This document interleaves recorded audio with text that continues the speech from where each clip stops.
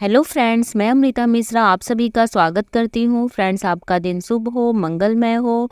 कार्तिक कृष्ण पक्ष की त्रयोदशी तिथि के दिन भगवान धन्वंतरी का जन्म हुआ था, इसलिए इस तिथि को धनतेरस या धन त्रयोदशी के नाम से जाना जाता है।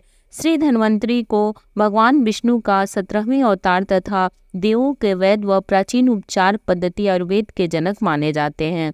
धन्वंतरी जब समुद्र मंथन से प्रकट हुए थे तो उनके हाथों में अमृत भरा कलश था। भगवान धन्वंतरी कलश लेकर प्रकट हुए थे, इसीलिए इस अवसर पर बर्तन खरीदने की परंपरा है। कहीं कहीं लोक मान्यता के अनुसार यह भी कहा जाता है कि इस दिन धन वस्तु खरीदने से उसमें 13 गुना वृद्धि होती है। इस अवसर पर धनिया के बीज खरीदकर भी लोग घर में रखते हैं। दीपावली के बाद इन बीजों को लोग अपने बाग बगीचों में या खेतों में बोते हैं। धनतेरस के दिन कुबेर धन के देवता कुबेर का तिजोरी में पूजन करना चाहिए। दीपावली की रात भी लक्ष्मी माता के सामने साबुत धनिया रखकर पूजा करना चाहिए। अगले दिन प्रातः साबुत धनिया को गमले में या बाग में बिखेर देना चाहिए। माना जाता है कि साबुत धनिया से हरा भरा स्वस्थ पौधा निकल आता है तो आर्थिक स्थिति उत्तम होती है। धनतेरस के दौरान लक्ष्मी पूजा को प्रदोष काल के दौरान किया जाना चाहिए, जो कि सूर्यास्त के बाद प्रारंभ होता है। मान्यता है कि इस दिन विधि पूर्वक पूजा करने से घर में धन की कमी नहीं होती। इस दिन बर्तन खरीदने की परंपरा है। इसके ठीक 2 दिन बाद दीपावली मनाई जाती है। धन का अर्थ है समृद्धि और तेरस का अर्थ है 13वां दिन। इन दिन गायों को भी सजाया जाता है और उनकी पूजा की जाती है। गायों को लक्ष्मी का अवतार माना जाता है। जो प्राणी कार्तिक कृष्ण पक्ष की त्रयोदशी की रात यमराज के नाम से पूजा करता है और दक्षिण दिशा में दीपमाला के दर्शन करता है, उसे अकाल मृत्यु का भय नहीं होता है। यही कारण है कि लोग इस दिन घर के बाहर दक्षिण दिशा में दीपक जलाते हैं।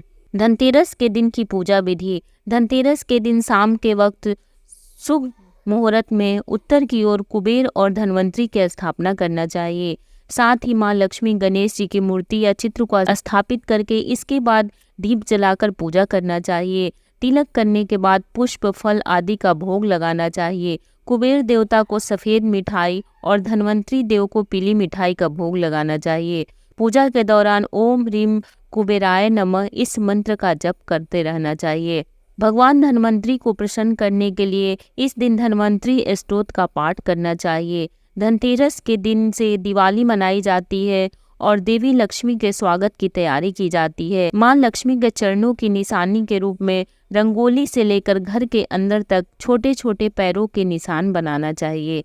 शाम को 13 दिए जलाकर लक्ष्मी माता की पूजा करनी चाहिए। ऐसा माना जाता है कि इस दिन लक्ष्मी माता की पूजा से घर में सुख, समृद्धि और सफलता मिलती है।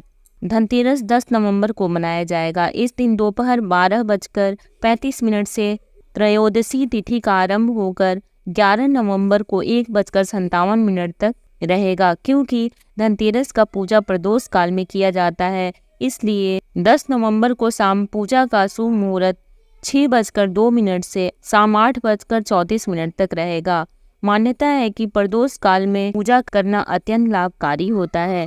धनतेरस के दिन सोना, चांदी, बर्तन, प्रॉपर्टी, वाहन, बही खाता, आभूषण आदि खरीदना बेहद शुभ और फलदायी माना गया है।